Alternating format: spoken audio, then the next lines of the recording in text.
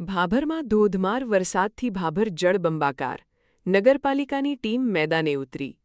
ભાભર શહેરમાં ધોધમાર વરસાદ વરસતા માત્ર થોડા જ સમયમાં મુખ્ય માર્ગો, બજાર વિસ્તારો અને નીચાણવાળા વિસ્તારોમાં પાણી ભરાઈ જતાં જનજીવન પ્રભાવિત બન્યું હતું. અનેક દુકાનોમાં વરસાદી પાણી ઘૂસી જતાં વેપારીઓને નુકસાન વેઠવાનો વારો આવ્યો હતો. જ્યારે રોડ રસ્તાઓ પર ઘૂંટણસમા પાણી ભરાતા વાહનચાલકો અને રાહદારીઓને ભારે હાલાકીનો સામનો કરવો પડ્યો હતો. પરિસ્થિતિની ગંભીરતાને ધ્યાનમાં રાખીને ભાભર નગરપાલિકાની ટીમ તાત્કાલિક મેદાનમાં ઉતરી હતી. નગરપાલિકા પ્રમુખ અમરતભાઈ માળી તથા ઉપપ્રમુખ બલુભા રાઠોડ સતત શહેરના વિવિધ વિસ્તારોમાં ફરીને વરસાદી પાણીના નિકાલની કામગીરીનું નિરીક્ષણ કરી રહ્યા છે. ચાલુ વરસાદ વચ્ચે પણ અધિકારીઓ અને કર્મચારીઓ સાથે સ્થળ પર હાજર રહી લોકોને પડતી મુશ્કેલીઓનું નિરાકરણ લાવવા માટે જરૂરી સૂચનાઓ આપી હતી.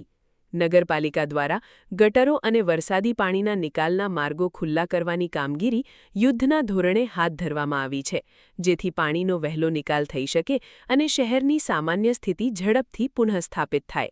સ્થાનિક નાગરિકોની રજૂઆતો સાંભળી તાત્કાલિક કાર્યવાહી કરવામાં આવી રહી છે. શહેરના લોકો પણ વરસાદ દરમિયાન સાવચેતી રાખે, બિનજરૂરી બહાર ન નીકળે તેમજ પાણી ભરાયેલા રસ્તાઓ પરથી પસાર થતી વખતે તકેદારી રાખે તેવી અપીલ કરવામાં આવી છે. હેડલાઇન: ભાભરમાં મેઘરાજાનો કહેર, શહેર જળબંબાકાર. નગરપાલિકાની ટીમ સતત મેદાનમાં. પ્રમુખ અમરતભાઈ માળી અને ઉપપ્રમુખ બલુભા રાઠોડે સંભાળી કમાન. સતત આખી રાતથી ભાભર નગરની અંદર જે વરસાદ વરસી રહ્યો છે, આ વાતની જાણ થતાં સમગ્ર વહીવટીતંત્ર, ભાભર જિલ્લાનું, ભાભર નગરપાલિકા હોય, ભાભર પોલીસ તંત્ર હોય, અમારી સંગઠનની આખી ટીમ હોય, એ પરિસ્થિતિને જાણવા માટેનો સંપૂર્ણ પ્રયત્ન કરી રહી છે.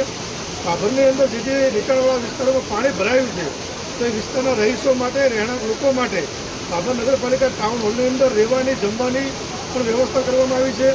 ભાભરના લાઠી બજારને જે વેપારી વિસ્તારોની અંદર વધારે પડતું પાણી ભરાયું છે, તો એની અંદર વેપારીઓને જે નુકસાન થયું છે એ બાબતે સરકારમાં અત્યારે રજૂઆત પણ કરી છે અને સરકાર એ બાબતે ખૂબ જ ગંભીર રહીને આગામી સમયમાં એમાં કંઈ પણ સહાયની યોજના હશે તો સહાય પણ આપશે.